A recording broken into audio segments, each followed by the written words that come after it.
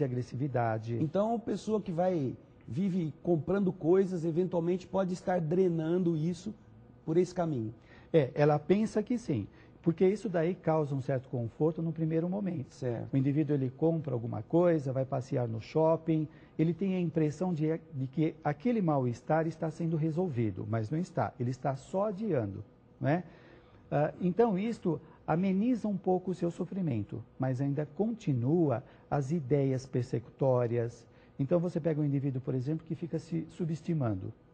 Apesar dos amigos perceberem que é uma pessoa inteligente, uma pessoa bem entrosada com os outros, ela se subestima, se autoanula, se coloca menor baixo, do que todo menor mundo, do que todo mundo. Que ninguém gosta dela. Isso. Não é? É bem isso daí.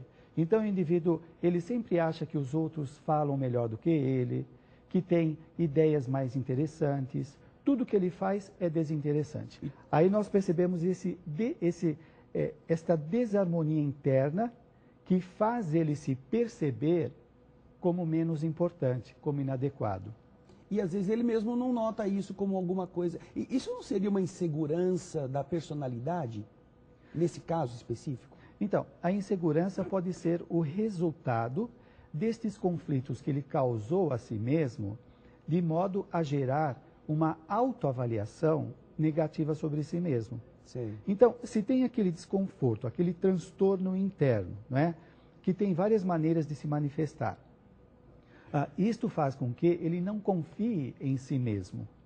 Por quê? Porque ele se sente inadequado, menos importante. Existe algo dentro da consciência dele que diz que ele é errado, que tudo que ele faz não é importante, não é? Então, estes são os resultados destas perturbações que ele tem provocado a si mesmo. Essas seriam maneiras pelas quais ela se auto-obsedia? Ela não tem consciência de que isso está acontecendo com ela, mas ela reage desse jeito, é uma postura que ela não sabe fazer diferente e adota isto? Sim, isso começa a ser incorporado no comportamento dela, não é? Assim como o espírito obsessor, ele tem objetivos de vingança, de prejudicar o obsediado, não é? O indivíduo, ele está fazendo mal a si mesmo sem ter consciência. Porque nós podemos ter culpas que nós trazemos de vidas passadas. Isso. Então você pega um indivíduo que fez alguma coisa no seu passado, que ele não se lembra, mas ressurge no inconsciente, não é? Esta culpa, como a culpa tem a finalidade de redimi-lo e de fazer essa catarse, então ele entra num processo de autopunição como meio de colocar para fora estes tormentos que ele provocou a si mesmo. Então, aí ele começa a se atormentar. Desculpa te interromper, mas nós temos um vasto público. O programa Transição é assistido em todo o país.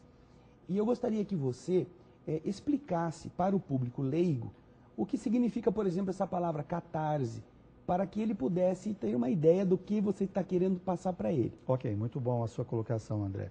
Então, a catarse na psicologia é quando o indivíduo coloca para fora determinadas emoções reprimidas. Sim. Que estão fustigando o indivíduo, gerando uma pressão interna, um sofrimento. E quando ele coloca para fora, através da conscientização, reconhecendo estes sofrimentos que ele está vivenciando, então ele vai drenando, ele vai colocando para fora, é o que a psicologia chama também de elaboração. Ele está elaborando, ele está em contato com o seu sofrimento. Por exemplo, o indivíduo é uma pessoa medrosa e isto tem dificultado a sua relação com a vida.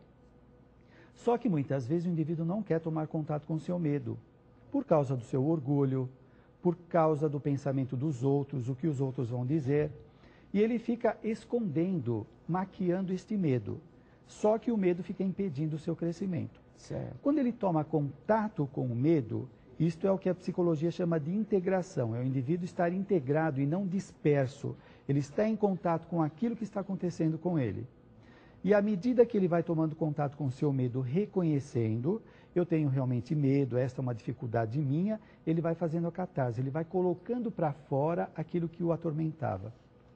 E isso libera um pouco dessas algemas. Isso.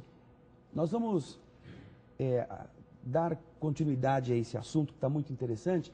Daqui a pouquinho, Mário, depois dos nossos comerciais, Nós já voltamos, fique conosco, assista, você vai se surpreender com coisas que vão estar fazendo efeito na sua própria vida.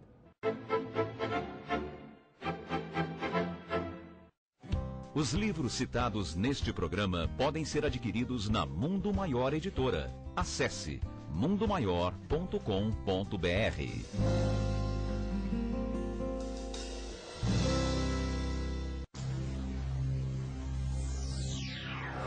Rádio Boa Nova. Sintonize. Em todo o Brasil. Saiba como ouvir.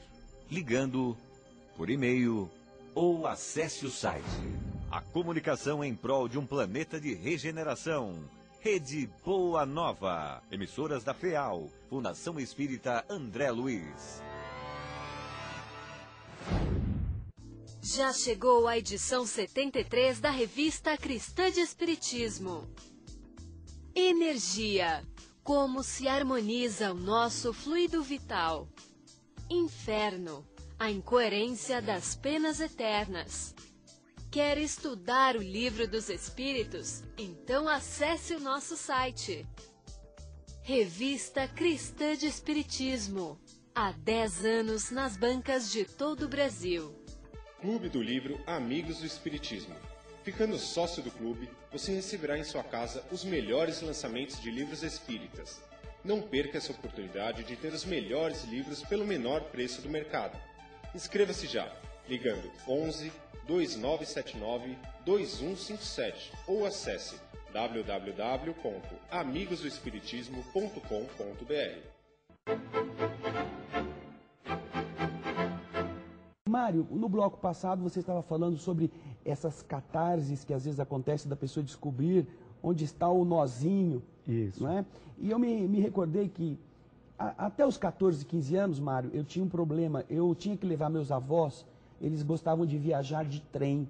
E o trem, naquela época, funcionava e é aquela coisa, o trem para na estação, você tem que subir com a mala do avô, com a avó. E eu morria de medo, tinha pavor de o trem ir embora comigo, porque o trem fica pouco tempo na estação.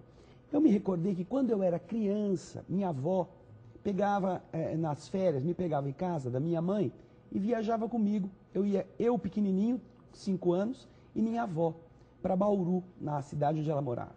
E em cada posto minha avó descia e me deixava sozinho no ônibus. E eu morria de medo do ônibus ir embora e eu não saber como é que eu ia me virar, porque minha avó não estava no ônibus.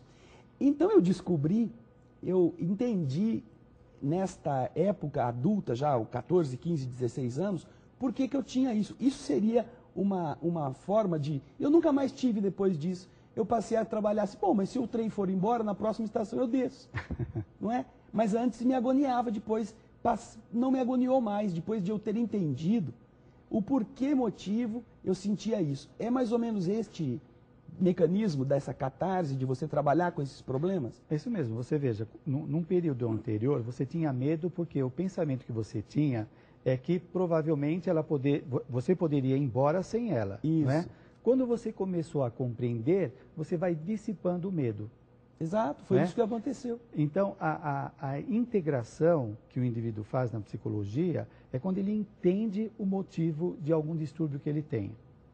Por exemplo, no caso da autoobsessão, que o indivíduo vai formando isto aos poucos, durante o seu processo de vida, dos comportamentos que ele tem, vai gerando as perturbações, só que nem sempre ele tem consciência. Certo. Então...